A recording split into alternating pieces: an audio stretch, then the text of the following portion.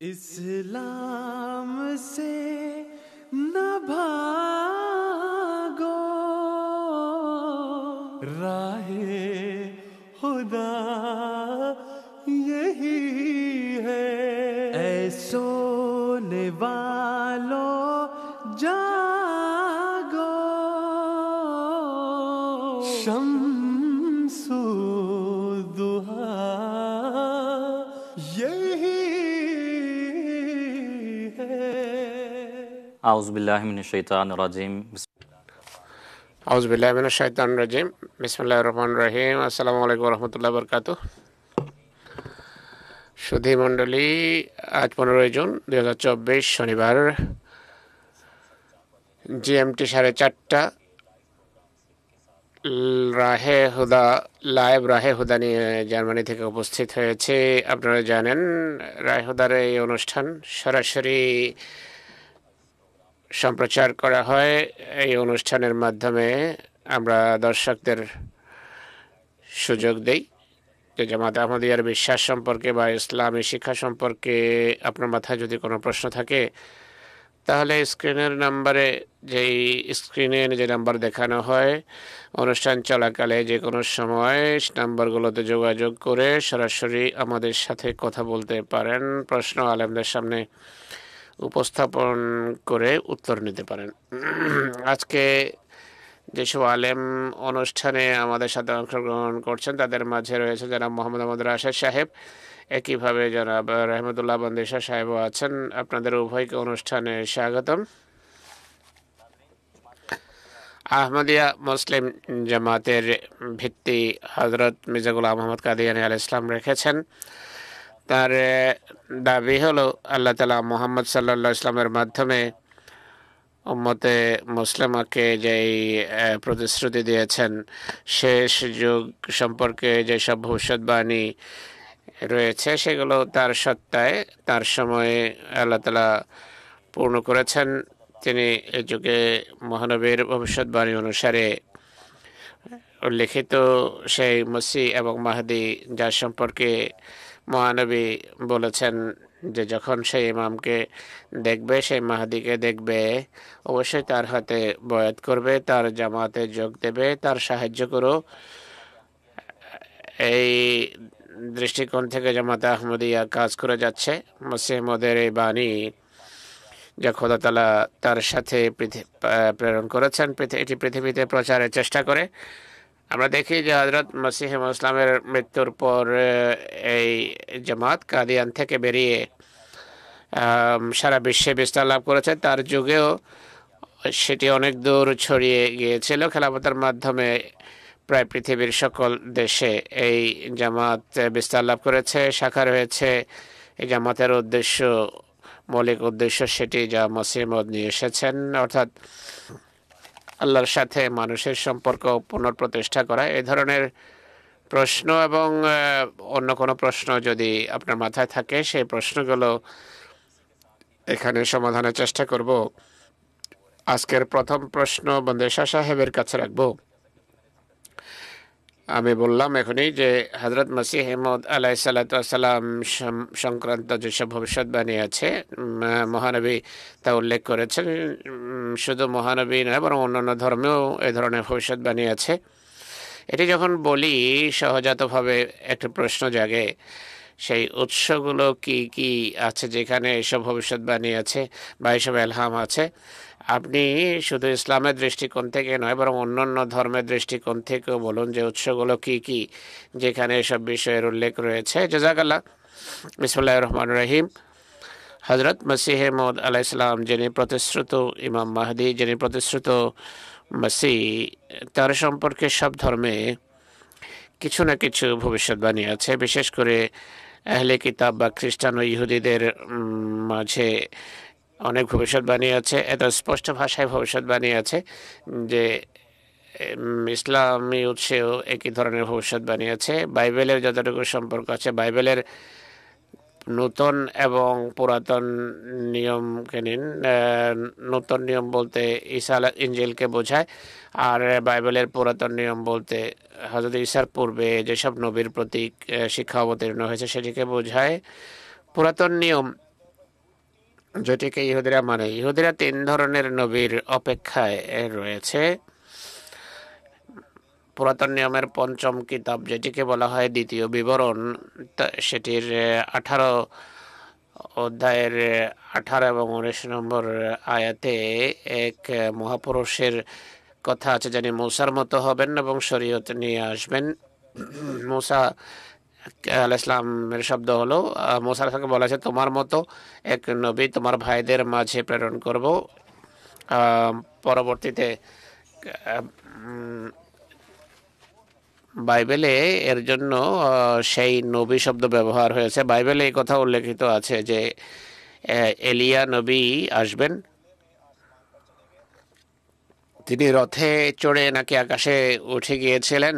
আল্লাহ তাআলা বাইবেল অনুসারে বলেছেন যে ঈসা, প্রতিশ্রুত ঈসা এবং মসিহ যখন আসবেন, তার আসার পূর্বে এলিয়াকে আল্লাহ তাআলা প্রেরণ করবেন। এটি মালাকিতে আছে, সালাতিনে কিংসে আছে যে তিনি আকাশ থেকে আছে যে প্রতিশ্রুত মসিহ আসার পূর্বে তিনি আসবেন। 2টি ভবিষ্যৎবাণী হলো। এরপর প্রতিশ্রুত এলিয়ার পর ইহুদিরা বিশ্বাস করে যে দাউদের বংশ থেকে মুক্তি পরিত্রাতা মসিহ আসবেন। ইহুদিরা 3 জন নবীর অপেক্ষায় আছে। তাদের মতে ঈসা আলাইহিস সালাম ক্রুশে মারা গিয়েছেন, অভিশপ্ত মৃত্যুবরণ করেছেন, তারা ঈসাকে মানে না। দ্বিতীয়ত তাদের বিশ্বাস হলে এই আকাশ থেকে আসবেন, জানা কথা যে আকাশ থেকে এখনো তিনি আসেননি। এই 2-এর পর প্রতিশ্রুত মহাপুরুষ আসার কথা পরিত্রাতা হিসাবে 3 জনেরই তারা অপেক্ষায় রয়েছে। এরপর রয়েছে ইনজিল, ঈসা আলাইহিস সালামের শিক্ষা। ঈসা আলাইহিস সালামের দাবি হলো আমি সেই প্রতিশ্রুত মহাপুরুষ যার ভবিষ্যৎবাণী মূসা করেছিলেন, আর আমি পথ প্রদর্শক সেই নবীর, অর্থাৎ যার কথা বাইবেলের 2য় বিবরণে রয়েছে, তার জন্য পথ সুগম করতে আমি এসেছি। যখন জিজ্ঞেস করা হয় যে আপনি তো প্রতিশ্রুত মসিহ, এলিয়া কোথায়, তিনি বলেন এলিয়া হলেন ইউহান্না, কেউ যদি বিশ্বাস করতে হয় করো, এখন আকাশ থেকে আর কেউ আসবে না। খ্রিস্টানদের বিশ্বাস অনুসারে ঈসা হলেন প্রতিশ্রুত মসিহ। ঈসা আবার বলেছেন যে আমি দ্বিতীয়বারও আসবো পৃথিবীতে। আর মতির ইঞ্জিল পড়েন বা অন্যান্য ইঞ্জিল বা 4 ইঞ্জিল পড়লে সেখানে পরিষ্কার ভবিষ্যৎবাণী আছে। মতের 24তম অধ্যায় বিস্তারিত বিবরণ আছে, মার্কের 13তম অধ্যায় আছে, লুকার 21-22 অধ্যায় আছে যে ঈসা যখন আবার আসবেন কি অবস্থা কেমন হবে। সংক্ষেপে বলছি যে যখন যুদ্ধ বিগ্রহ হবে, সূর্য চন্দ্র গ্রহণ হবে, প্লেগ মহামারী দেখা দেবে, এক জাতি অন্য জাতির উপর আক্রমণ করবে, সকল প্রকার পাপের রাজত্ব হবে।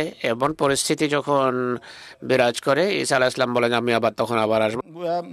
मसीह की आमद सानी के लिए अनाजील में से ঈসার দ্বিতীয় আগমন সম্পর্কে ইনজিলে এইভাবে উল্লেখ রয়েছে। এরপর ইসলামে আসি আমরা। কোরআনেও এমন ভবিষ্যৎবাণী আছে, শেষ যুগের বিভিন্ন ভবিষ্যৎবাণী কোরআনে আছে। লক্ষণাবলী উল্লেখ রয়েছে যে মহানবী সাল্লাল্লাহু আলাইহি সাল্লাম বলেছেন যে যে ব্যক্তি কিয়ামতের লক্ষণাবলী যেন বাহ্যিক চোখে দেখতে চায়, অর্থাৎ সন্দেহমুক্তভাবে দেখতে চায়, তার উচিত সূরা তাকবীর পাঠ করা, সূরা ইনফিতার, ইনশিকাক তার পাঠ করা উচিত। এইগুলোতে সেই লক্ষণগুলো উল্লেখ আছে। 2 জন বিরোধী যখন কোনো এক বিষয়ে একমত হয়ে যায়, শত্রুতা সত্ত্বেও, সেই কথা ঘটা সম্পর্কে তাদের মাঝে মতভেদ থাকে না। এই রওয়ায়াতগুলো শিয়া বইতেও আছে আর সুন্নিদের গ্রন্থাবলীতেও আছে। অথচ বহু এমন রওয়ায়াত রয়েছে যেগুলোর কিছু শিয়ারা মানে, কিছু সুন্নিরা মানে, কিন্তু শেষ যুগের লক্ষণাবলী সূরা ইনফিতারে আছে, ইনশিকাকেও আছে, তাকবীরে আছে, সূরা জুমাতে তো আছে। শিয়া সুন্নি সবাই মানে এই কথা। তারা যদি বলে যে আরো লক্ষণ উল্লেখ করো, রসুল্লাহ কোথায় ব্যাখ্যা করেছেন, অর্থাৎ হাদিসের দিকে ইঙ্গিত করছেন তিনি। সেহাসিত্তার প্রতিটি গ্রন্থে, বুখারী নিন, কিতাবুল ফিতন আপনি দেখবেন, কিতাবুল ফিতন বা ফিতন অধ্যায়ে দাজ্জালের উল্লেখ আছে, কখন আসবে, দাজ্জালের লক্ষণাবলী কেমন হবে, ইয়াজুজ মাজুজ কখন আসবে, লক্ষণ কি দাব্বাতুল আরদ বের হবে, সেখানে সূক্ষ্ম লক্ষণাবলী বর্ণিত আছে। মুসলিমেও কিতাবুল ফিতান বা ফিতনা অধ্যায় আছে, তিরমিজিতেও ফিতনা অধ্যায় আছে, আর রীতিমতো ফিতনা অধ্যায় সব গ্রন্থেই আছে। তো এতে যেখানে উম্মতে মুহাম্মদিয়া আগমনকারী ব্যক্তির যুগে অধপতনের কথা উল্লেখ আছে, এ ধরনের লক্ষণাবলী প্রকাশ পাবে। আল্লাহ রসুল শুধু অধপতনের সংবাদ দেননি, বরং সেখানে এটিও বলেছেন যে পরিত্রাতাও আসবেন, আল্লাহর নবী মাসিহ আসবেন। মুসলিম শরীফের হাদিসে ফিতান এবং যিকরুদ দাজ্জাল সে হাদিস পাঠ করলে মনে হয় যেন ভীতিপ্রদ এক দৃশ্য তুলে ধরা হয়েছে। দাজ্জাল ও খোদার ক্ষমতা নিয়ে আসবে, সেখানে আল্লাহ তাআলা এটিও বলবেন যে তখন পরিত্রাতা মাসিহ আসবেন। সিয়াসিত্তার প্রতিটি গ্রন্থে লক্ষণাবলী আছে সুন্নি বিশ্বাস অনুসারে, আহলে সুন্নাহ অনুসারে। আর সুন্নিরা সিয়াসিত্তাকে মানে শিয়াদের বই পুস্তকও আছে, সেগুলোকে কুতুবে আরবা বলা হয়, যেমন কাফি, আল ইস্তিফসার, মাল্লাই হাজারুল ফাকিহ, তাহজিবুল আহকাম, এর 4টি বই আছে তাদের। দেওবন্দীদের বইও আছে। এগুলোর প্রত্যেকটিতে রয়েতে রয়েছে শিয়ারা আমাদের জন্য একটা সুযোগ সৃষ্টি করেছে। তাদের বিভিন্ন হাদিস গ্রন্থকে তারা একসাথে বর্ণনা করেছে বিহারুল আনোয়ার নামে। এটি অনেক বড় একটি সংকলন বিভিন্ন বিষয়ের। উপমহাদেশে এত বড় বড় বই ছাপত, তাতে 13তম খণ্ড পুরোটাই ইমাম মাহাদির অবস্থার উপর আলোকপাত করে। আধুনিক প্রিন্টে বেরুত বা অন্যান্য দেশ থেকে, ইরান থেকে ছাপছে বিহারুল আনোয়ার। তাতে 100 খণ্ড আছে, 51, 52 এবং 53তম খণ্ড ইমাম মাহাদির অবস্থার বর্ণনা সম্বলিত। উর্দুতেও অনুবাদ হয়ে গেছে ইমাম মাহাদির সংক্রান্ত, পাকিস্তান থেকে ছেপেছে। তাতে তারা কিতাবে লিখেছে দার হালাতে হযরত ইমাম মাহদী আখিরে জামান এর 11 এবং 12তম খণ্ড উর্দু অনুবাদের, তাতে এই লক্ষণগুলো উল্লেখিত রয়েছে। হযরত মসিহ ইসলামের যখন আবির্ভাব হয়, হুজুরের আবির্ভাবের কয়েক বছর পূর্বে সুন্নিরা এবং শিয়ারা এই ধরনের বই লিখছিল যে এখন বলছিল যে এখন ইমাম মাহদীর আসার সময় এসে গেছে। নবাব সিদ্দিক হাসান খান, যিনি আহলে হাদিস, তাকে অনেকে মুজাদ্দিদ মানেন, তিনি হুজাজুল কিরামা বই লিখেছেন। তাতে ইমাম মাহদী সংক্রান্ত রওয়ায়াত তিনি সংকলিত করেছেন। তিনি যখন মারা যান, মসিহ ইসলামের দাবির 3-4 বছর পরে তিনি মারা যান 1301 হিজরিতে। তার পুত্র নবাব নুরুল হাসান খান তিনি আরও একটা বই লিখেছেন উর্দুতে, সেটির নাম হলো ইকতিরাবুস সাআ, অর্থাৎ প্রতিশ্রুত সময়ের সন্নিকটে। 1301 হিজরিতে বই লেখা হয়েছে। এতে লেখা আছে যে সময় এত নিকটে যে আশা করা যায় 5-6 বছরের ভিতরে ইমাম মাহদী এসে যাবেন। হযরত মসিহ ইসলাম 1306 হিজরিতে দাবি করেছেন। मुकाबले शिया जो हैं वो অপরদিকে শিয়ারা ইমামুল মাহদী বা প্রতিশ্রুত বা প্রতীক্ষিত ইমাম নামে বই পুস্তক ছাপছে। বিভিন্ন উৎসের কথা এসে গেছে, উৎসে কি কি কথা আছে, বইতে কি কি আছে, সেইগুলো নিয়ে আমরা আলোচনা করব। জাযাকাল্লাহ। রাশেদ সাহেব ইনি উল্লেখ করেছেন ইকতিরাবুস সাআ একটি বই, যার অর্থ হলো ইমাম মাহদীর আবির্ভাবের সময় অতি কাছে ঘনিয়ে এসেছে। কোরআন যখন আমরা পাঠ করি তাতে আসার উল্লেখ রয়েছে, কিয়ামত, হাসর, আসা এই ধরনের শব্দ রূপকভাবে রয়েছে। মুসলমানদের যে বিশ্বাস তা হলো হযরত মসিহ যখন আসবেন তখন কিয়ামত প্রকাশিত হবে। আপনার কাছে প্রশ্ন হলো, দর্শকদের জন্য আলোকপাত করুন যে সাআ বলতে কি বোঝায়, এটি কিভাবে বোঝা যেতে পারে। বিসমিল্লাহির রহমানির রহিম। আসা বলা হয় মসিহ এবং মাহদী যখন আসবেন তার সাথে কিয়ামত আসবে। কিয়ামতের অনেক প্রকার ভেদ রয়েছে। কোনো জায়গায় যখন প্রাকৃতিক দুর্যোগ দেখা দেয়, মানুষ বলে যে অমুক জায়গায় কিয়ামত এসে গেছে, এটিও এক ধরনের কিয়ামত।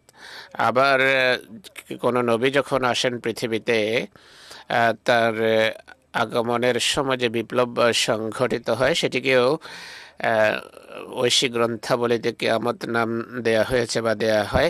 যেমন মহানবী সাল্লাল্লাহু আলাইহি ওয়াসাল্লাম বলেছেন যে আনা ওয়া সাআতু কাহাতাইন, এইভাবে 2 আঙ্গুল একসাথে রেখে বুঝেছেন আমি এবং কিয়ামত এইভাবে একটি অন্যটির সাথে সন্নিবেশিত। কোরআন শরীফেও একটা আয়াত আছে, একতারাবাতে সাত ওয়ান শাক্কাল কামার, চন্দ্র বিদীর্ণ হয়েছে আর কিয়ামত কাছে এসে গেছে। এদের মাথায় অর্থাৎ আহমদীদের মাথায় যে কিয়ামত রয়েছে সেই কিয়ামত তো এখনো হয়নি, 1500 বছর চলে গেছে, তারপরও কিয়ামত আসেনি। কিন্তু একজন নবীর আগমনে সত্যি যে কিয়ামত হয় তা হলেও এটি কোরআনের বিভিন্ন আয়াতে বিভিন্ন স্থানের উল্লেখ আছে। হুজুর সাল্লাল্লাহু আলাইহি ওয়াসাল্লামও তা উল্লেখ করেছেন হাদিসে। তিনি বলেছেন, আনাল হাশরুল্লাযী ইহশারুন নাসু আলা কাদামাই, আমি সেই হাশের একত্রকারী, আমি হাসর সৃষ্টিকারী যার চরণে মানুষকে উত্থিত করা হয়। মহানবী নিজে কিয়ামত ছিলেন, হাসর ছিলেন। তিনি বলেন, আমি এবং কিয়ামত একসাথে মিলেমিশে আছি। তো মহানবী ইসলামের যুগে যারা আধ্যাত্মিকভাবে পৌঁছে গিয়েছিল, গলে গিয়েছিল, পৌঁছে গিয়েছিল, তাদের মাঝে অসাধারণ বিপ্লব আসে। আল্লাহ তাআলা সেটি বলছেন, ইলামান আল্লাহ ইউহিল আরদা বাদা মাউতিহা, তোমরা কি দেখছো না যে আল্লাহ তাআলা মৃতভূমিকে জীবিত করছেন, রাসূলুল্লাহর মাধ্যমে জীবন সৃষ্টি হয়েছে। এরপর আল্লাহ তাআলা কোরআন শরীফে এটিও বলেছেন যে মহানবী যখন তোমাদেরকে ডাকেন তার ডাকে সাড়া দেবে, লেমা ইউহয়িকুম, যেন তিনি তোমাদেরকে জীবিত করতে পারেন। এটি হলো আসলে কিয়ামত। মাহদী এবং মাসির আগমনের সাথে এটি আসার কথা, অর্থাৎ অনেক বড় একটি আধ্যাত্মিক বিপ্লব আসবে। আসলে সব নবীর যুগের সাথে এই বিপ্লবের কিয়ামতের সম্পর্ক আছে। তাই মানুষে মনে করে যে কিয়ামতে কুবরা হবে, এটি হলো কিয়ামতের সুগরা বা ছোট কিয়ামত। বড় কিয়ামতের পূর্বে যে সমস্ত লক্ষণাবলী প্রকাশ পায় সেগুলোকে বলা হয় কিয়ামতের সুগরা। এখানে আসলে কিয়ামতের সুগরা, মাসিহ এবং মাহদী যখন আসবেন তখন ছোট কিয়ামত হবে, কিন্তু বড় কিয়ামত যখন সারা পৃথিবী ধ্বংস হয়ে যাবে সেটি ভিন্ন কিয়ামত। মহানবী মুরবি সাহেব বলছেন, মহানবী ইসলাম বলেছেন যে ব্যক্তি কিয়ামতকে দেখতে চায় স্বচক্ষে, সেই যেন সূরা তাকবীর, ইনফিতার এবং ইনশিকাক পাঠ করে। মহানবী বলেন যে কিয়ামত যদি দেখতে চাও তাহলে এই সূরাগুলো পাঠ করো। তাকবীরে একটি আয়াত আছে, ওয়াইজাল আইশার উত্তালাত, যে যখন ওষ্ট্রি পরিত্যক্ত হবে, বেকার হয়ে যাবে। মহানবী সাল্লাল্লাহু আলাইহি ওয়াসাল্লাম, এখন কেউ যদি বলে যে মহানবী বলছেন মাহদী এবং মাসিহ যখন আসবেন তখন ওট বেকার হয়ে যাবে, এর অর্থ হলো রাসূলুল্লাহ সাল্লাল্লাহু আলাইহি ওয়াসাল্লাম সেই কিয়ামতকে পৃথিবীর সাথে সম্পৃক্ত করছেন, যে মাহাদির যুগে এগুলো হবে, যে এই যুগে ঘটেছে, আমরা নিজেদের চোখে দেখেছি, ওট বেকার হয়ে গেছে। এরপর হযরত উবাই বিন কাব, হযরত ইবনে আব্বাস রাদিয়াল্লাহু তাআলা আনহু, যে মহানবী বলেছেন যে সূরা তাকবীর এবং এই সূরাগুলো পাঠ করা হচ্ছে শিয়া সুন্নি উভয়ের গ্রন্থাবলীতে এই রওয়ায়াত রয়েছে। হযরত উবাই বিন কাব এবং ইবনে আব্বাস রাদিয়াল্লাহু আনহু বলছেন যে প্রথম 6 লক্ষণ দুনিয়া সংক্রান্ত, এই পৃথিবীতে হবে, কিয়ামতের সাথে কোনো সম্পর্ক নেই। পুনরায় অদ্ভুত কথা হলো, মহানবী সাল্লাল্লাহু আলাইহি সাল্লামের পক্ষ থেকে কোরআনে আয়াত আছে যে মহানবী বলেছেন, মহাসামকে যখন জিজ্ঞেস করা হয়েছে যে কিয়ামত কখন আসবে, তিনি উত্তর দিতেন সূরা আরাফের 188 আয়াত, ইয়াসআলুনাকা আনিস সাআহ, তারা কিয়ামত সম্পর্কে তোমাকে জিজ্ঞেস করে যে আইয়ানা মুরসাহা, যে কখন কিয়ামত আসবে। আল্লাহ তাআলা বলছেন, কুল ইন্নামা ইলমুহা ইনদা রাব্বি, বড় কিয়ামতের জ্ঞান শুধু আল্লাহ তাআলাই জানেন। এই সমস্ত লোকেরা যে অর্থ করে কিয়ামত সম্পর্কে, যে মাহদী আসলে 40 বছর পর কিয়ামত এসে যাবে, তাহলে তো মাহদীরও জানার কথা, আর লোকও জানবে যে এই সময় কিয়ামত আসবে। মানুষ হিসাব করে যোগ বিয়োগ করে বলতে পারবে যে 35 বা 40 বছর আছে, কিন্তু আল্লাহ বলছেন যে কেউ জানে না কিয়ামত কখন আসবে। তো এটি সেই কিয়ামত নয়, এটি ভিন্ন কিয়ামত। প্রত্যেক নবীর আগমনের পর এক ধরনের কিয়ামত সংগঠিত হয়। মহানবী সাল্লাল্লাহু আলাইহি ওয়াসাল্লাম আসলে নবীর মাধ্যমে আধ্যাত্মিকভাবে মৃতরা জীবিত হয়। যেমন ইব্রাহিম আলাইহিস সালাম বলছেন, কাইফা তুহিল মাউতা, যে মৃত কিভাবে জীবিত হবে। আজকে কোন নির্বোধই এমন হবে যে মুসলমানদের অবস্থা দেখে এটি বলে যে মাহদীর ফুৎকারেই জাতি ঠিক হয়ে যাবে। মুসলমানদের সার্বিক অবস্থা দেখুন, তারা এক সত্য কথা শোনার জন্য প্রস্তুত নয়, তারা এক ফুৎকারি কিভাবে ঠিক হতে পারে। তাই হজরত ইব্রাহিম আলাইহিস সালামের যুগে যেভাবে আধ্যাত্মিক বিপ্লব সাধিত হয়েছিল, মৃতরা জীবিত হয়েছে, আর এই বিপ্লব সবচেয়ে মহান আকারে প্রকাশ পেয়েছে মহানবীর যুগে। শত বছরের মৃতরা জীবিত হয়েছে, যে সমস্ত হাড় গলে গিয়েছিল তার প্রচেষ্টায়, তার আধ্যাত্মিক ফুৎকারে তারা জীবিত হয়েছে। যারা বলে যে মাহদি আসলে তিনি নিমেষেই বিপ্লব নিয়ে আসবেন, তাদের কথার অর্থ হলো মহানবের আধ্যাত্মিক শক্তি মাহদির আধ্যাত্মিক শক্তির চেয়ে নাকি দুর্বল ছিল। নাউজুবিল্লাহ। जब जो ये क़यामत है वो जो क़यामत कुबरा है, বড় কিয়ামত, যখন সবকিছু ধ্বংস করে দেয়া হবে, কিয়ামতুল কুবরা। মহানবী বলছেন এই কিয়ামত আসবে আলা আশরারিন নাস, সবচেয়ে দুষ্ট প্রকৃতির লোকদের উপর কিয়ামত আসবে। মৌলবীদেরকে আপনি পৃথক গিয়ে যে মৌলবী সাহেব আশরারুন নাসের উপর কিয়ামত আসবে, তাই না?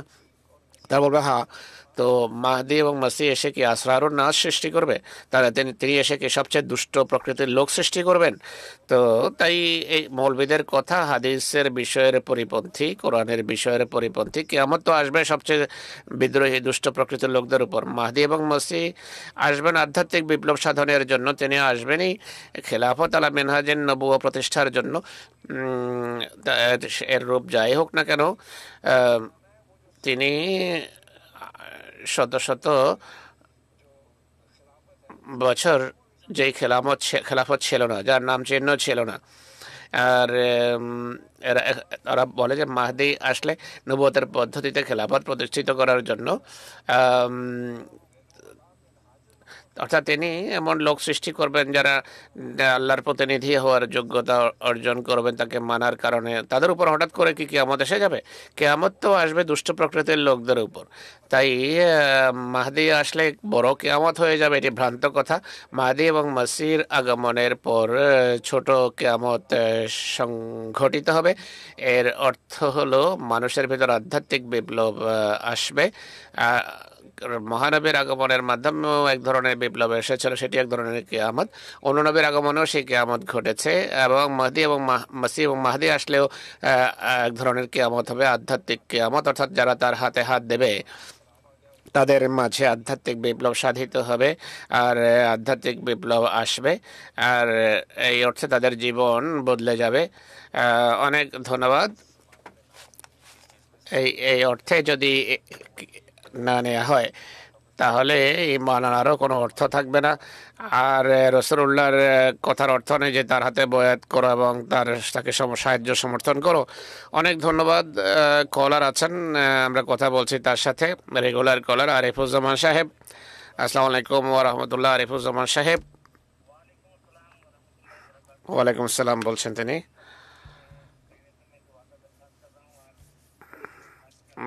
দোয়ার অনুরোধ করছি, হজের বা বরকত মাসের বরকত যেন আমাদের লাভ হয়। প্রশ্ন হলো,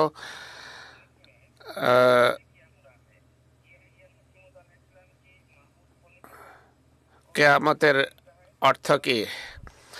মাহদি এবং মসির আগমনের সাথে কোনো সম্পর্ক আছে কিনা? সূরা ইনশিকাকের 19 নম্বর আয়াত। এখানে এই আয়াতের অর্থ কি? মসিহ মওউদের সাথে এর কোনো সম্পর্ক আছে কিনা? রাশেদ সাহেবের কাছে প্রশ্ন করব। রহমতুল্লাহ সাহেব, আপনার কাছে আরেকটি প্রশ্ন রাখতে চাই আমি। আপনি বলেছিলেন যে শিয়াদের বই পুস্তকে, সুন্নিদের গ্রন্থাবলীতেও হাদিস রয়েছে, কিতাবুল ফিতনের কথা আপনি বলেছেন যে কেউ যদি কিয়ামত দেখতে চায় সে যেন সূরা তাকবীর, ইনশিকাক এবং ইনফিতার পাঠ করে। এই প্রেক্ষাপটে কথা বলি, এই সূরাগুলোতে আর কি কি বিষয় বর্ণিত হয়েছে দর্শকদের সামনে যেন পুরো চিত্র ফুটে ওঠে।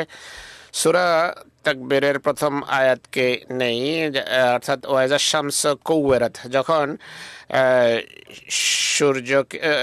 সূর্যকে আবৃত করে দেয়া হবে। বাহ্যিক আধ্যাত্মিক উভয় অর্থ আছে। আধ্যাত্মিক দৃষ্টিকোণ থেকে আমরা এর কি অর্থ নেই, আল্লাহ কি বলছেন এই আয়াতে, আল্লাহ কি বলতে চাচ্ছেন? কোরআন শরীফে আল্লাহ তাআলা বলছেন ওয়াইজা শামস কুওয়ারাত, যখন সূর্যকে ঢেকে দেয়া হবে। এটি বলা হয়নি যে সূর্য ধ্বংস হয়ে যাবে, সূর্য থাকবে যা আলোর উৎস, কিন্তু সূর্যের সামনে পর্দা এসে যাবে। সাধারণ মানুষ পর্যন্ত সূর্যের আলো পৌঁছবে না। আরবি অভিধানের দিক থেকে কাওয়ারার অর্থ হলো যেভাবে পুটুলি বেঁধে দেয়া হয় সেই ধরনের অবস্থা হবে, কভার করে দেয়া হবে। সূর্য আসলে আল্লাহর আলোই প্রকাশ করে। যেমন আল্লাহ বলে আল্লাহ নূরুস সামাওয়াতি ওয়াল আরদ, আল্লাহর পবিত্র সত্তার সামনে মানুষ পর্দা সৃষ্টি করবে।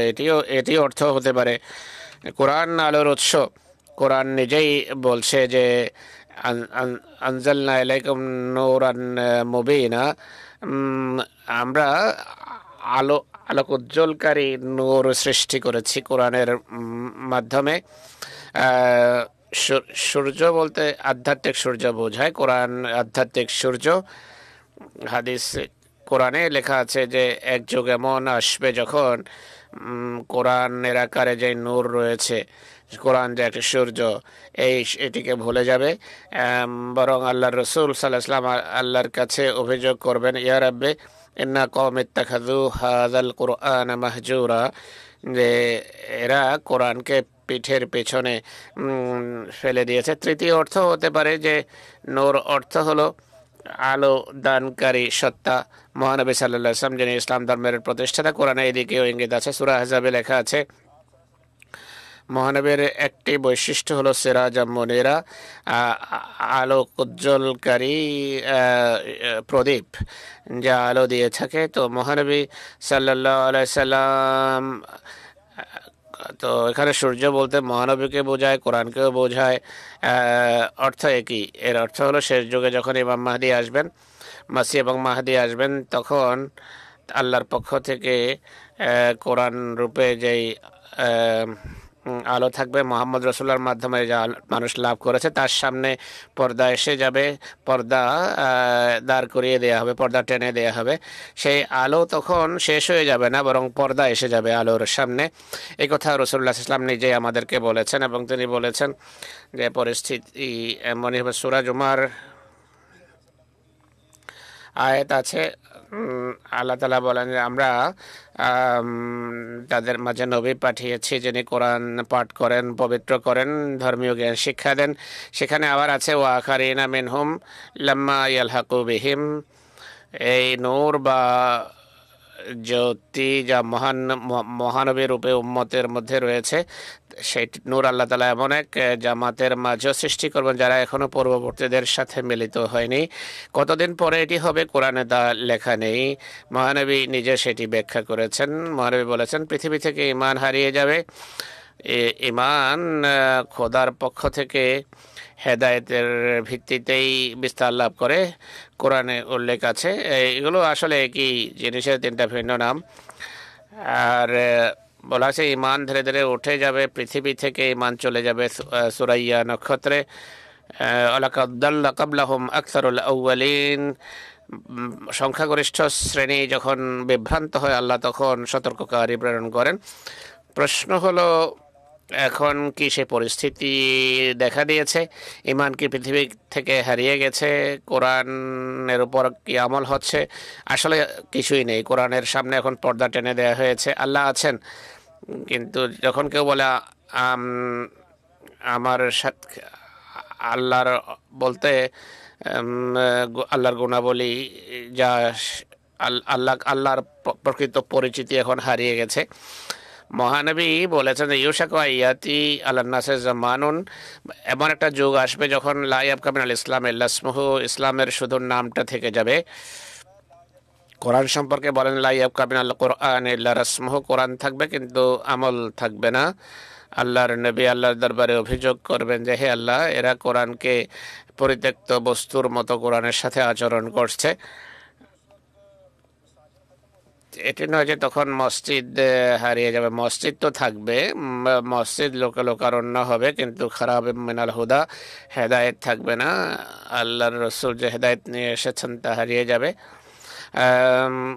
আলেমও থাকবে, কিন্তু তারা হবে শাররু মান তাহতা আদিমিস সামা, আকাশের নিচে নিকৃষ্টতম জীব হবে।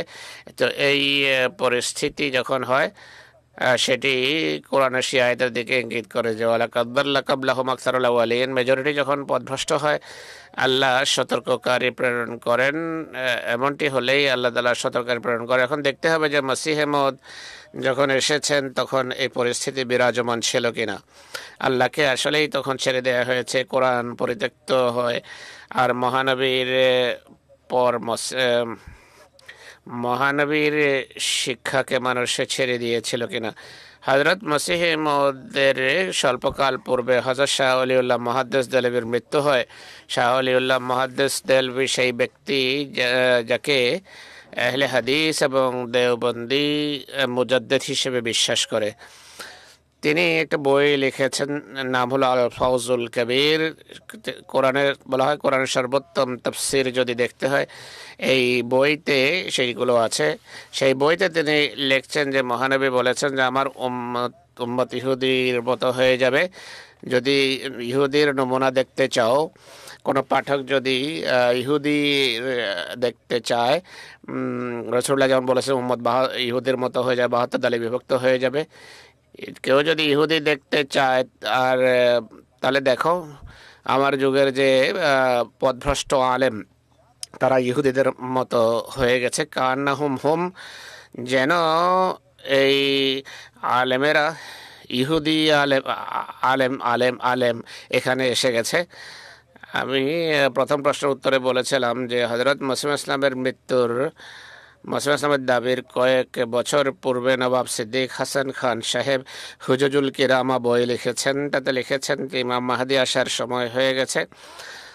তিনি এক জায়গায় লিখেছেন যে অবস্থা এমন হয়েছে, ইসলাম শুধু নামে মাত্র আছে, ইসলাম এখন শুধু নামে মাত্র বাকি আছে, কোরআন শুধু ছাপা অক্ষরেই রয়েছে কিন্তু হেদায়েত শূন্য। 1301 হিজরিতে তার পুত্র একটা বই লিখেছেন, নাম হলো ইকতিরাবুস সাআ। তাতেও তিনি এটি লিখেছেন। তিনি লিখেছেন এখন ইসলামের সেরেফ শুধু নাম আর কোরআনের শুধু অক্ষর রয়ে গেছে। বাহ্য তো কোরআন আছে কিন্তু হেদায়েত শূন্য। এই উম্মতের আলেমেরা পৃথিবীর নিকৃষ্টতম জীব, তাদের মধ্য থেকে ফিতনার উদ্ভব হয়, তাদের দিকে ফিরে আসে। তিনি বর্তমানে অনুবাদ করেছেন। রাসূলুল্লাহ বলেছেন ভবিষ্যতে আসবে, ইনি বলছেন যে এখন তা ঘটে গেছে। তিনি লেখেন এখন ২-৪ বছরের ভিতরে ইমাম মাহদী আসবেন। এর রওয়ায়েত যার কথা পূর্বে বলেছি, এমন রওয়ায়েত যা শিয়া সুন্নি উভয় বিশ্বাস করে। আলেমেরা বলে যে এমন হাদিসের দৃঢ় এবং বিশ্বস্ত হওয়ার বিষয়ে কোনো সন্দেহ থাকে না। দুই একটি শব্দ বাদ দিয়ে এই রওয়ায়েত শিয়া বই পুস্তকেও আছে। আমি পূর্বেও বলেছি যে বেহারুল আনোয়ারও এমন ভবিষ্যৎবাণী আছে, তাফসির সাফিতেও লেখা আছে, সেখানেও হযরত আলীর এর রওয়ায়েত আছে। ওলামাওহুম শব্দের পরিবর্তে সেখানে ফোকাহাহুম শব্দ তিনি ব্যবহার করেছেন, কথা একই। হযরত মসিহ মউদ আলাইহিস সালামের সাথে শিয়া আলেম ছিলেন আল্লামা সৈয়দ আলী হায়রি।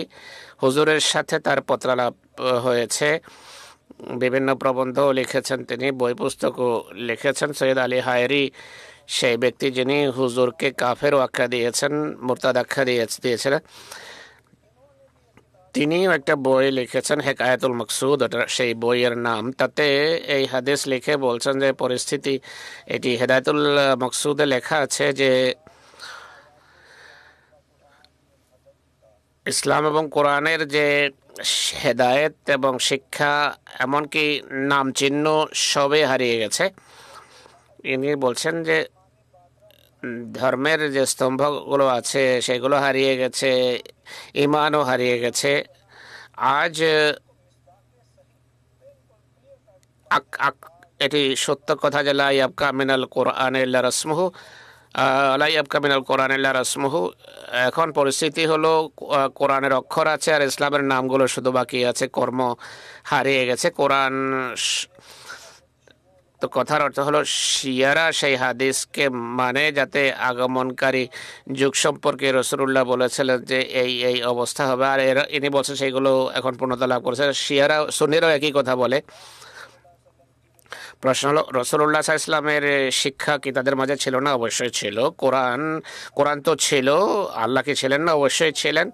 তো কুওয়ারাতের অর্থ হলো পর্দা টেনে দেয়া হবে আলোর সামনে। মুসলমানরা মোটের উপর স্বীকার করে নিয়েছিল যে এখন ইসলাম এবং কোরআনের শিক্ষার উপর পর্দা টেনে দেয়া হয়েছে।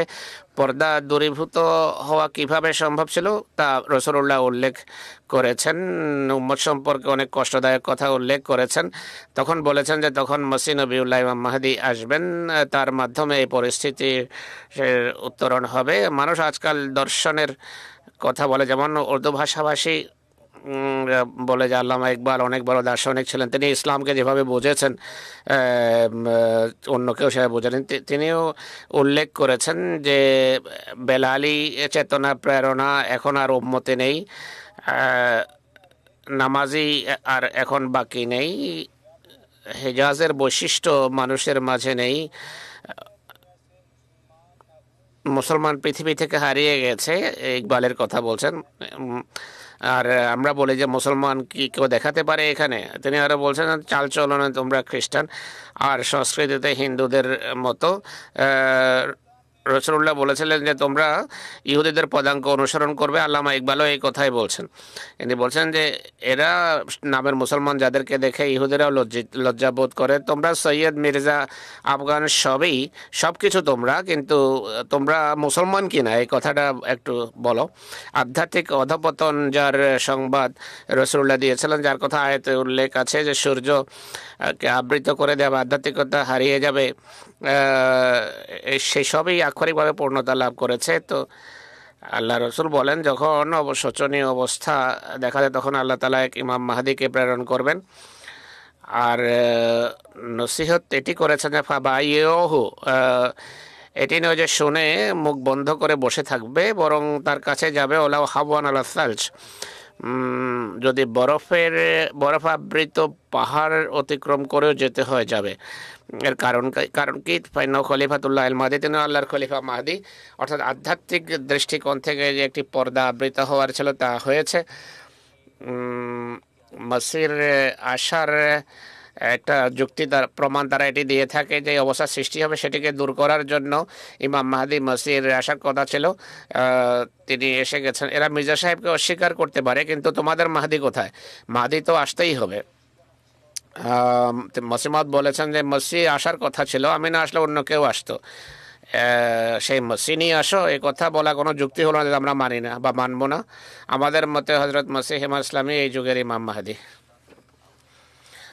আপনি অত্যন্ত স্পষ্টভাবে এই বিষয়ের উপর আলোকপাত করেছেন।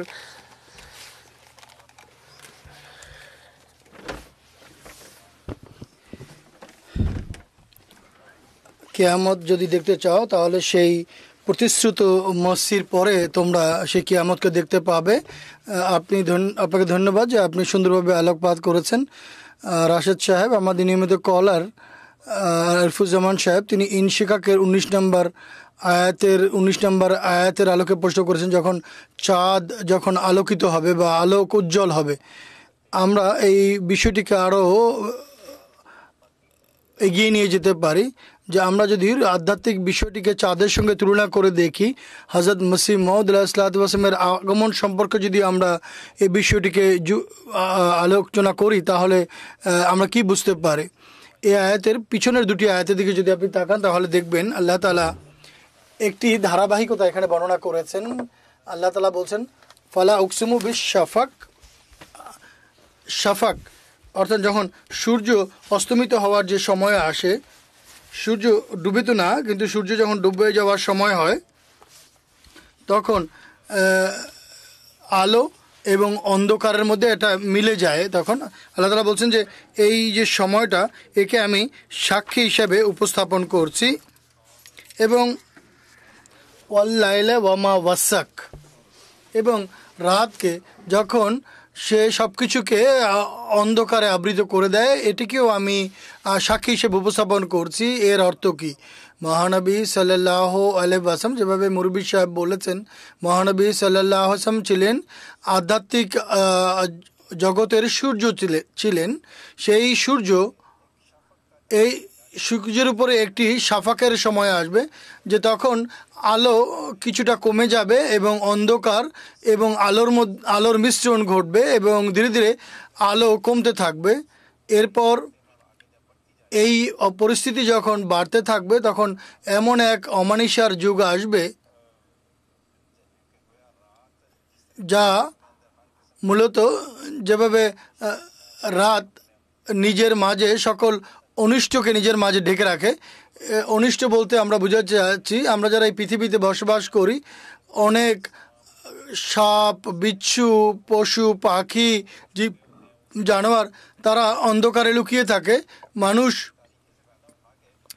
এগুলোকে দিনের বেলা দেখতে পায় না, কিন্তু রাতের অন্ধকারে তারা বেরিয়ে আসে এবং তারা তাদের কার্যক্রম আরম্ভ করে। আল্লাহ তাআলা বলছেন যে আমি একে সাক্ষী হিসেবে উপস্থাপন করছি।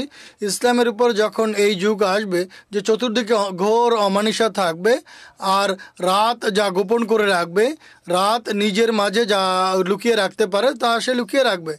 এরপর আল্লাহ তাআলা বলছেন ওয়াল কামারে ইজা তাসাক, যখন রাতের অন্ধকার হয়ে যায়। রাতের মধ্যে আরেকটা জিনিস আছে যে এতে চাঁদও উদিত হয়।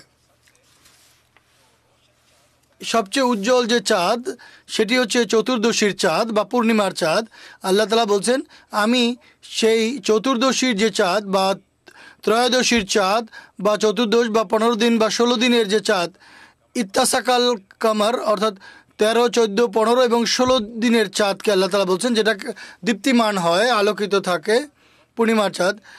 প্রথম সময়ে মহানবী সাল্লাল্লাহু আলাইহি ওয়াসাল্লাম সম্পর্কে আল্লাহ তাআলা বলছেন খায়রুল কুরুনি কারনি, আমার যে শতাব্দী এটি সর্বোত্তম শতাব্দী, এর পরের শতাব্দী উত্তম। এই 3 শতাব্দীর কথা তিনি বলেছেন যে উত্তম শতাব্দী। এরপর শুরু হচ্ছে শাফাকের যুগ, অন্ধকারের যুগ, অমানিসার যুগ। এরপর সেই অন্ধকার রাতের যে যুগ মুসলিম হাসান বলছেন তা এই উম্মতের উপর 3টা যুগ আসবে।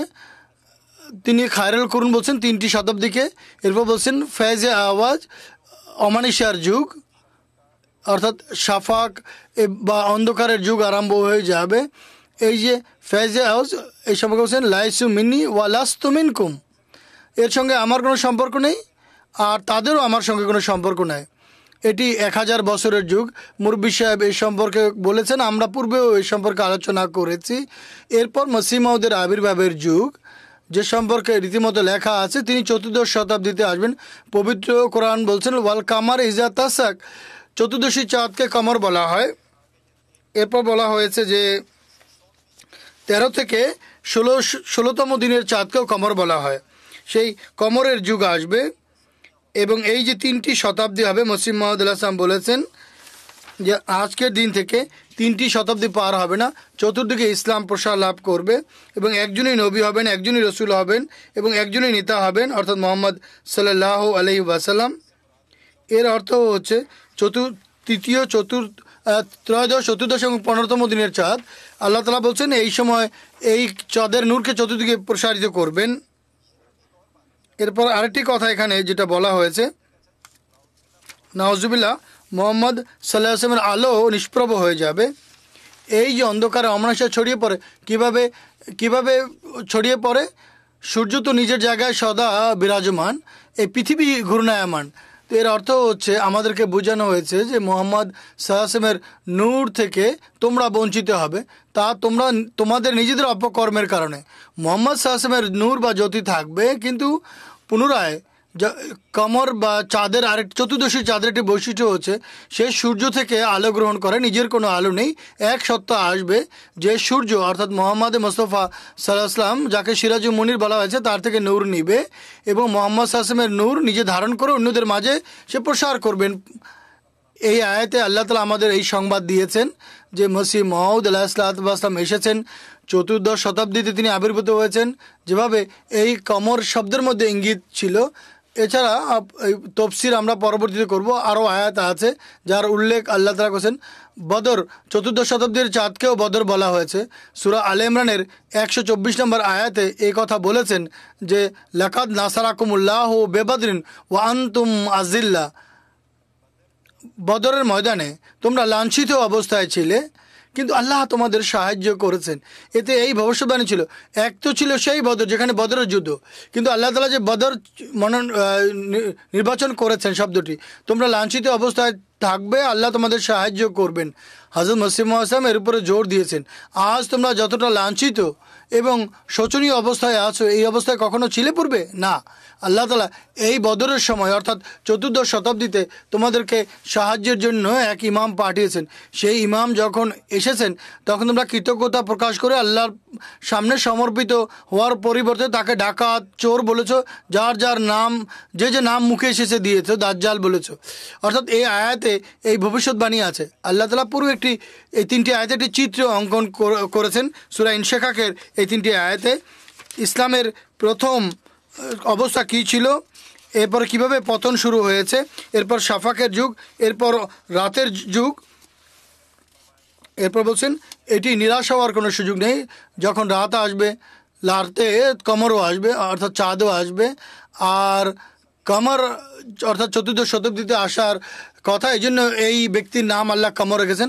আরিফুজ্জামান সাহেবের যে প্রশ্ন ছিল এই আয়াতের মসিহ মাউদের সঙ্গে কোনো সম্পর্ক আছে কিনা, আপনি এই বিষয়ে আলোকপাত করেছেন। শুধু সম্পর্কই নেই, বরং আল্লাহ তাআলা এতে এই ভবিষ্যৎবাণী করেছেন যে আল্লাহ তাআলা মহানবী সাল্লাল্লাহু আলাইহি ওয়াসাল্লাম যাকে সিরাজুল মুনির বলেছেন, সেই যে আলো বা জ্যোতি তার মাধ্যমে মসিহ মাউদের মাধ্যমে পৃথিবীতে আল্লাহ তাআলা এর আলোর বিচ্ছুরণ ঘটাবেন। জাযাকাল্লাহ রহমতুল্লাহ সাহেব। আমরা এখন সূরা তাকবীরের আয়াত 1 নম্বর আয়াত সম্পর্কে বা 2 নম্বর আয়াত সম্পর্কে আলোচনা করছি। এভাবে ইনশিকাকের আয়াত সম্পর্কে আধ্যাত্মিক অর্থ করেছি। চন্দ্র এবং সূর্যের যে বাহ্যিক প্রভাবিত হওয়া সম্পর্কেও হাদিসে উল্লেখ রয়েছে। এ সম্পর্কে যদি আপনি আমাদের দর্শকদের সামনে কিছু বলতেন। জাযাকাল্লাহ। এ কথা সত্য। যদি এই আয়াতটি আমরা পুনরায় পাঠ করি, ওয়াইদা শামসু কুব্বিরাত, সূর্য আছে কুব্বিরাত, কিন্তু এই সূর্যকে আবৃত করা হবে। ইংরেজিতে যা বলা হয়েছে আরবিতে একই অর্থ। সূর্য আছে, সূর্যের বিদ্যমান থাকা সত্ত্বেও সেই সূর্যের আলোকে আল্লাহ তাআলা ঢেকে দিবেন, মানুষের আলো থেকে বঞ্চিত হবে। কখন হবে, কিভাবে হবে, এর উল্লেখ আমরা পবিত্র কোরআনেও পাই এবং বিভিন্ন হাদিসেও পাই। আর মজার কথা, এই কথা শিয়া সুন্নি উভয় ফিরকার গ্রন্থাবলিতে পাওয়া যায় এবং ইসলামের পূর্বের যে গ্রন্থ তাতেও পাওয়া যায়, যেমন ইঞ্জিল বা বাইবেলও রয়েছে। যখন ঈসা আলাইহিসসালামের পুনরাগমন ঘটবে তখন সূর্য এবং চন্দ্র অন্ধকারাচ্ছন্ন হয়ে যাবে। গ্রন্থে লেখা আছে ইঞ্জিলে, সূর্য এবং চন্দ্র তাদের আলো বিচ্ছুরণ করা ছেড়ে দিবে, আলো দেওয়া ছেড়ে দিবে। এখন সূর্য এবং চন্দ্র কীভাবে আলো দেওয়া ছেড়ে দেয়? সূর্যগ্রহণ যখন হয় তখন কি হয়, সূর্য এর মাঝখানে চাঁদ এসে দাঁড়ায় এবং পৃথিবীতে শেষ দিকে পৃথিবী। সূর্য এবং পৃথিবীর মাঝখানে যখন চন্দ্র এসে দাঁড়ায় তখন সূর্যের আলো পৃথিবীতে আসা বন্ধ হয়ে যায়। একে বলা হয় সূর্যগ্রহণ। কবার তো হয়ে গেল নাকি? বিশেষভাবে এমন হাদিসেও বলেছিলাম যে আল্লাহ তাআলা বলছেন ইয়াউম আল কিয়ামা বা কিয়ামত দিবস যারা দেখতে চায় তারা যেন এই সূরাগুলো পাঠ করে। পবিত্র কোরআনেও আল্লাহ তাআলা বলছেন, সূরা কিয়ামা কোরআন শরীফে আছে, সেখানে আল্লাহ তাআলা লিখেছেন ইয়াসালু আইয়ানা ইয়াউম আল কিয়ামা। মানুষ জিজ্ঞেস করে, প্রশ্নকারীরা প্রশ্ন করে, আপনারা যে বলছেন কিয়ামত আসবে, বিপ্লব সৃষ্টিকারী সময় আসবে, কবে আসবে? ফাইজা বারাকাল বাসারু, যে দৃষ্টি, তখন মানুষের দৃষ্টি বিস্ফারিত হবে। এরপর কি হয়েছে? ওয়া খাসাফাল কামারু, এর আলো কিভাবে যাবে? চাঁদের এবং অন্য গ্রহের। ওয়া খাসাফাল কামারু, চন্দ্রগ্রহণ হবে। আল্লাহ তাআলা শাব্দিক অর্থে বলে দিয়েছেন। এতে বলছেন ওয়াজুমিয়া শামসু আল কামারে, শুধু চন্দ্রগ্রহণই হবে না, চন্দ্র এবং সূর্য উভয়কে একই সময় উভয়ের গ্রহণ হবে। যখন চন্দ্র এবং সূর্য এক জায়গায় একত্রিত হয় তখন এর নিচে পৃথিবীতে সূর্য আসে না, চন্দ্র মাঝখানে এবং উপরে সূর্য, নিচে পৃথিবী। যখন চন্দ্র এবং সূর্য এক জায়গায় হয়ে যায়, একই কক্ষপথে এসে যায়, তখন আর সূর্যের আলো পৃথিবীতে আসে না। আল্লাহকে বলছেন প্রথমে খাসাফাল কামারু, চন্দ্রগ্রহণ হবে, ওয়াজুমিয়া শামসু ওয়াল কামারু, এবং চন্দ্র এবং সূর্যকে যখন একত্রিত করা হবে, একই কক্ষপথে আনা হবে, তখন পৃথিবী আলো থেকে বঞ্চিত হবে। ইয়াকুলুন ইয়ানসুরু ইয়াউমাইদিন আইনাল মাফার, মানুষ বলবে এখন আমরা কোথায় যাব, পালাবার পথ কোথায়? এই যে বিপ্লব সৃষ্টিকারী মুহূর্তকে আমরা কিভাবে অস্বীকার করব? এমন দলিল এসে গেছে। কবে হবে? 10 দিন পরে হবে, মাস পরে হবে, 100 বছর পরে হবে, 500 বছর পরে হবে, আমরা এটা জানি না। পবিত্র কোরআন এ কথা বলেনি, নীতিগত কথা কোরআন বলে দিয়েছে। আল্লাহ রসুল সাল্লাল্লাহু আলাইহি ওয়াসাল্লামের জন্য আমরা উৎসর্গিত, নিবেদিত। তিনি আল্লাহর কাছ থেকে জ্ঞান লাভ করে বলেছেন, যখন ইমাম মাহদী আসবেন, সেই ইমাম মাহদী যখন দাবি করবেন তার সত্যতার জন্য আল্লাহ তাআলা আকাশে 2টি নিদর্শন প্রদর্শন করবেন। তিনি বলছেন ইন্না লে মাহদিন আয়াতাইনে, পৃথিবীতে অনেক মানুষ মাহদী আসবে, নিদর্শন হয়তো দেখানো হয়ে থাকবে, কিন্তু আল্লাহ বলছেন আমাদের মাহদীর জন্য 2টি নিদর্শন, এক হচ্ছে চন্দ্রগ্রহণ, আরেকটি হচ্ছে সূর্যগ্রহণ। এবং এই 2টি নিদর্শন এমন লাম তাকুনা মুনজু খালকাস সামাওয়াতি ওয়াল আরদ, কোনো মাহদীর সত্যতার নিদর্শন স্বরূপ এই 2টি নিদর্শন পূর্বে কখনো প্রদর্শিত হয়নি। কবে হবে, কখন হবে? চন্দ্রগ্রহণ ফি আউয়ালে লাইলাতিন মির রমাদানা, রমজান মাসের রমজানের রাতগুলোর মধ্যে হতে, কমর শব্দ বলেছেন। প্রথম দিনের চাঁদকে হেলাল বলা হয়। আল্লাহ তাআলা বলছেন যে রাতগুলোতে চন্দ্রগ্রহণ হয় স্বভাবত, সেই রাতগুলোর মধ্যে প্রথম রাতে আপনি চান্দ্র মাস দেখেন, সৌর ক্যালেন্ডার দেখেন, মাসের 13 তারিখে, চন্দ্র মাসের 13 তারিখে, 14 তারিখে এবং 15 তারিখে চন্দ্রগ্রহণ হয়ে থাকে। আর আল্লাহ তাআলা বলে দিয়েছেন যে প্রথম তারিখে হবে, অর্থাৎ 13 তারিখে।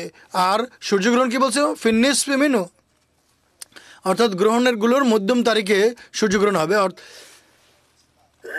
সবসময় সূর্যগ্রহণ চন্দ্র মাসের 27, 28, 29 তারিখে হয়। আর কি বলেছেন? মধ্যবর্তী দিনে অর্থাৎ 28 তারিখে সূর্যগ্রহণ হবে। আমাদের বিরুদ্ধবাদীরা মসিহ মউদ ইসলাম যখন দাবি করেছেন, তখন লোকেরা জিজ্ঞেস করতো যে ইমাম মাহদী যদি হন আপনি, তাহলে এই নিদর্শন কোথায়? আর এটি এমন কোনো বিষয় নয় যে মানুষ নিজের হাতে করে দেখাবে, এটি মানুষের ক্ষমতার ঊর্ধ্বের বিষয়। এটি একমাত্র উর্দু লোকের খোদাই দেখাতে পারেন। আর মুসলিম আল্লাহ তাআলা রসুল বলে দিয়েছে নির্ধারিত দিন অমুক দিনে হবে। মানুষ যখন এই নিদর্শন দেখার দাবি করে, তখন আল্লাহ তাআলা হযরত মসিহ মাউদ আলাইহিস সালামের জন্য এই নিদর্শন প্রদর্শন করেন। আর এই নিদর্শন 1894 সনে প্রথম প্রদর্শিত হয়, যখন 13ই রমজানে চন্দ্রগ্রহণ হয়। আজ তো বিজ্ঞান আরও অনেক উন্নতি করেছে, এখন তো বলা যেতে পারে অবশ্যই সূর্যগ্রহণ আসবে। আজ থেকে প্রায় 125 বা 150 বছর পূর্বে এই ধরনের উন্নতি বিজ্ঞান তখনও করেনি। কিন্তু মানুষ মসিহ মাউদ ইসলামকে যারা মানতেন তারা, এবং যারা মানেনি তারা অপেক্ষা করছিল যে সূর্যগ্রহণ লাগে কি লাগে না দেখব। আহমদীরা বিভিন্ন জায়গা থেকে কাদিয়ানে এসে জড়ো হয়, চন্দ্রগ্রহণ হয়, আহমদীরা সেখানে উপস্থিত হয়, মানুষ অপেক্ষা করছে, তারপরে সূর্যগ্রহণও হয় নির্ধারিত সময়। আল্লাহ তাআলা স্বয়ং স্বহস্তে মির্জা সাহেবের সত্যের নিদর্শন প্রদর্শন করে, যা কোনো মানুষের ক্ষমতার মধ্যে নেই, সাধ্যে নেই, আল্লাহ তাআলা তা প্রদর্শন করে মসিহ মাউদের সত্যতা প্রমাণ করে দিয়েছেন। এটি দুর্বল রেওয়ায়ত নয়, কখনোই দুর্বল নয়। কোনো রেওয়ায়ত আছে যেগুলি অনেক দৃঢ় রেওয়ায়ত। হযরত ইমাম বাকের রহমাতুল্লাহ আলাইহি রেওয়ায়ত করেছেন। হযরত ইমাম বাকের রহমাতুল্লাহ আলাইহিকে জিজ্ঞেস করা হয়, আপনি যখন কোনো রেওয়ায়ত বর্ণনা করেন এর সনদ কি হয়? তিনি বলছেন, ইমাম বাকের বলছেন, যখনই আমি কোনো রেওয়ায়ত বর্ণনা করি সবসময় মনে রাখবেন আমার কাছে আমার পিতা বর্ণনা করেছেন। অর্থাৎ ইমাম বাকেরের পিতা কে ছিলেন? ইমাম জাইনুল আবেদিন। সেই ইমাম জাইনুল আবেদিন, কারবালার যে ঘটনা, সবাই হয়ে যায়, আহলে বাইতের সকল সদস্য শহীদ হয়ে যায়, একজন প্রাপ্তবয়স্ক পুরুষ বেঁচে ছিলেন, তিনি জাইনুল আবেদিন। ইমাম বাকের বলছেন, যখনই আমি কোনো হাদিস বর্ণনা করি আল্লাহ রাসূলের, কে আমাকে বলেছেন? ইমাম বাকের। ইমাম বাকের বলছেন ইমাম জাইনুল আবেদিন আমার পিতা আমাকে বলেছেন। আর ইমাম জাইনুল আবেদিন কার কাছ থেকে শুনেছেন? ইমাম হাসান বা ইমাম হোসেন। আর ইমাম হাসান এবং হোসেন বলছেন যে আলী রাদিয়াল্লাহু আনহু আমাদের বলেছেন, এরপর রাসূলুল্লাহ সাল্লাল্লাহু আলাইহি ওয়াসাল্লামের কাছ থেকে আলী বা রসুল শুনেছেন আল্লাহর কাছ থেকে। অতএব এই যে বর্ণনার ধারা, এই পুরো ধারায় এমন বুজুর্গরা আছেন যাদের সত্যতার ক্ষেত্রে, যাদের কর্মকাণ্ডের ব্যাপারে কোনো প্রশ্ন তোলা যায় না। আল্লাহ তাআলা প্রমাণও করে দিয়েছেন, চন্দ্রগ্রহণ এবং সূর্যগ্রহণ প্রদর্শন করে বলে দিয়েছেন যে এই গ্রহণ দেখানো আমার হাতে ছিল, আমি প্রদর্শন করে মির্জা সাহেবের অনুকূলে আমি বলেছি ইজা শামসু কুবরাত। বাহ্যিকভাবে চন্দ্র আচ্ছাদিত হয়েছে, কিভাবে? সূর্য একই কক্ষপথে চন্দ্র এসে গেছে, এ কারণে পৃথিবী আলো পায়নি, একেই সূর্যগ্রহণ বলা হয়েছে। জাযাকাল্লাহ। এখানে আল্লাহ তাআলা সূরা তাকবীরে এর উল্লেখ করেছেন। মহানবী সাল্লাল্লাহু আলাইহি ওয়াসাল্লাম আমাদেরকে এটি বোঝার পদ্ধতি বলে দিয়েছেন, এটি এমন দিনে এমন দিনে হবে, আর এটি এমন কাজ যেটা শুধু খোদার হাতে আছে, অন্য কোনো মানুষের সাধ্যে নেই এটি করার।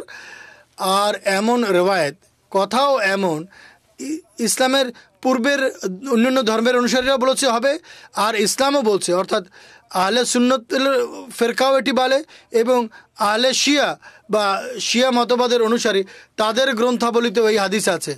আর পৃথিবীতে এটি প্রদর্শন করা কোনো মানুষের সাধ্যে ছিল না, এটি স্বয়ং খোদা তাআলা দেখিয়েছেন। আর হযরত মসিহ মাউদ আলাইহিসসালামের আবির্ভাবের লক্ষণ হিসাবে এটি প্রমাণিত। রাশেদ সাহেব এই সূরা তাকবীরের ধারাবাহিকতা অনুযায়ী ওয়াইদান নুজুমুন কাদারাত, এবং যখন নক্ষত্ররাজি নিষ্প্রভ হবে, আমরা এটিকে কিভাবে বুঝবো? আমরা সূর্যের ব্যাপারে আমরা আলোচনা শুনেছি, এখন নক্ষত্ররাজি সম্পর্কে আপনার কাছে শুনবো। মহানবী সাল্লাল্লাহু আলাইহি ওয়াসাল্লাম আধ্যাত্মিক নক্ষত্ররাজির উল্লেখ করেছেন, বলছেন ওয়া সাহাবিকা নুজুম, আমার সাহাবিরা তারা নক্ষত্র তুল্য, তারকারাজির সদৃশ, তাদের মধ্যে হতে যাদেরকে তোমরা অনুসরণ করবে তারা হেদায়েত লাভ করবে, তোমরা হেদায়েত লাভ করবে।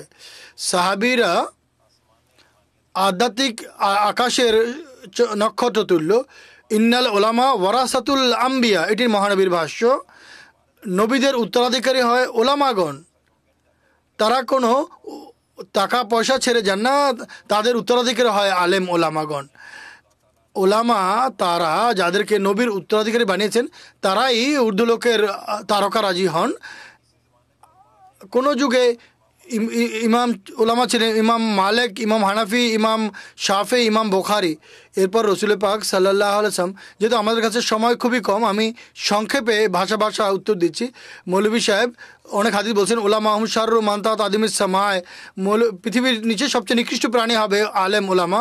মহানবী সাহেব বলছেন, আমার উম্মতের মধ্যে ফিতনা ফাসাদ নৈরাজ্য দেখা দিবে, লোকেরা ওলামার কাছে যাবে যে কোনো সমাধান পাওয়া যায় কিনা, কিন্তু ওলামার কাছে গিয়ে দেখবে সেখানে শূকর এবং বানর বসে আছে, অর্থাৎ এতটা নিকৃষ্ট হয়ে যাবে তারা।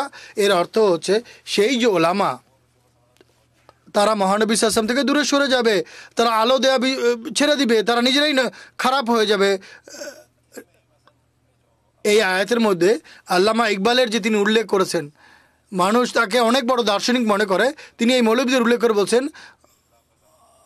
মোল্লারা ধর্মের নামে নৈরাজ্য সৃষ্টি করছে, দিনে মোল্লা ফি সাবিলিল্লাহ ফাসাদ। সে আরেকটি ফার্সি পংক্তিতে বলছে, আমি পড়ছি। सूफियो मुल्ला सलामे के पैगामे खुदा गुफ्तंद मारा वले तावील शानदार हैरत अंदाख्त खुदाओ जिब्राइलो मुस्तफारा। আমি মৌলভীকে এবং সুফিদেরকেও সালাম করি আমি, কেন আমাদেরকে কোরআনের বাণী বুঝাতে চায়, কিন্তু সমস্যা হলো তারা কোরআনের যে তাবির বা ব্যাখ্যা করে তা দেখে আল্লাহ আশ্চর্য হয়, জিব্রাইল এবং মুহাম্মদ সাল্লাল্লাহু আলাইহি ওয়াসাল্লাম নিজেও পেরেশান হয়। মৌলবীরা এমন, এই মৌলবীদের এদের নিজেদের কথা এটি, এই ছিল অর্থ যে নক্ষত্ররাজি নিষ্প্রভ হয়ে যাবে, সেখান থেকে আলো পাওয়া যাবে না। এটি তো আমাদের নিজেদের কথা। হার্ভার্ড ইউনিভার্সিটি সম্প্রতি পাকিস্তানি কোনো অধ্যাপক একটি গবেষণা করে, তিনি কিছু পরিমাপ নির্ধারণ করেছেন কোন এমন দেশ আছে যারা এই নৈতিকতার মানে এবং অর্থনৈতিক দৃষ্টিকোণ থেকে ইত্যাদি ইসলামের স্ট্যান্ডার্ডে মানে উপনীত। তাদের মধ্যে হতে আমার কাছে আজ সার্কেল আওসাত একটি পত্রিকা, এটি তুর্কি ভাষা ছাপে, এর উর্দু এবং আরবি ভাষা আছে এবং বিভিন্ন প্রবন্ধ এতে ছাপা হয়। তিনি বলছেন যে 150টি দেশ সম্পর্কে গবেষণা করা হয়, 153টি দেশ নিয়ে গবেষণা করা হয়, আর প্রথম 44টি দেশ, এর মধ্যে একটি দেশও ইসলামী দেশ নেই। এটি হচ্ছে মুসলমানদের অবস্থা, মৌলবী সহ। যদি মৌলবীরা আলো দিত তাহলে পাবলিক বা সাধারণ জনগণ আলো পেত, যদি তাদের থেকে আলো গ্রহণ করে তারা আলোকিত হতে প্রদীপ থেকে প্রদীপ প্রজ্বলিত হয়। সর্বপ্রথম হচ্ছে নিউজিল্যান্ড, এই গবেষণার নিরিখে যে প্রবন্ধ ছাপা হয়েছে। আল্লামা ইকবাল আমাদের লেখার কথা বলে দিয়েছেন, তুরস্কে আমি 3 লোকের কথা বলছি। জিয়া পাশাল, সময় খুব কম, সে মেহমদ আকেফ, অনেক বড় কবি আমাদের, যেভাবে আলাম ইকবাল, মোহাম্মদ আব্দুল মিশরি, তারা সবাই একথা বলেছেন যে আমরা ইসলামের দেশগুলোতে গিয়েছি, আমরা ইসলামের দেশগুলোতে গিয়ে গভীরভাবে পর্যবেক্ষণ করছি, সেখানে মুসলমান ছিল কিন্তু ইসলাম নামে কিছু দেখতে পাইনি। এটি তারই ফলাফল। এর অর্থ হচ্ছে আলেম ওলামারা আলো ছেড়ে দিয়েছে, যে কারণে ইসলামী দেশগুলোর অবস্থা এই। আর এই যুগেই মসিহ মউদের আসার কথা। আর যেভাবে আপনি সেই হাদিসে উল্লেখ করছেন, সাহাবীদের বরাতে বলেছেন যে তারা তো নক্ষত্র তুল্য, তাদের মধ্যে হতে তোমরা যাকে অনুসরণ করবে তোমরা হেদায়েত লাভ করবে, সুপথ পাবে। কিন্তু বর্তমানের অবস্থা পরিতাপের সঙ্গে বলতে হয় যে মুসলমানরা ইসলামকে ছেড়ে বসেছে, ইসলামের শিক্ষামালা পরিত্যাগ করেছে, সেভাবে আর আমল তারা করছে না। এটি সেই যুগ যার সম্পর্কে আল্লাহ তাআলা মহানবী সাল্লাল্লাহু আলাইহি ওয়াসাল্লাম মাধ্যমে ভবিষ্যদ্বাণী করেছিলেন যে মসিহ মউদ আসবেন এবং তিনি পুনরায় তাদেরকে ধর্মের উপর প্রতিষ্ঠিত করবেন এবং ধর্মের উপর পরিচালিত করবেন। দর্শকবৃন্দ, আমরা আমাদের অনুষ্ঠানের একেবারে শেষ দিকে পৌঁছে গেছি। এক ভাইয়ের প্রশ্ন ছিল, আমরা তার প্রশ্নটি অনুষ্ঠানে নিতে পারিনি। আগামী সপ্তাহে ইনশাল্লাহ আমরা তার প্রশ্নের উত্তর দেওয়ার চেষ্টা করব। ততক্ষণ পর্যন্ত অনুমতি দেবেন। আসসালামু আলাইকুম ওয়া রাহমাতুল্লাহি ওয়া বারাকাতুহু।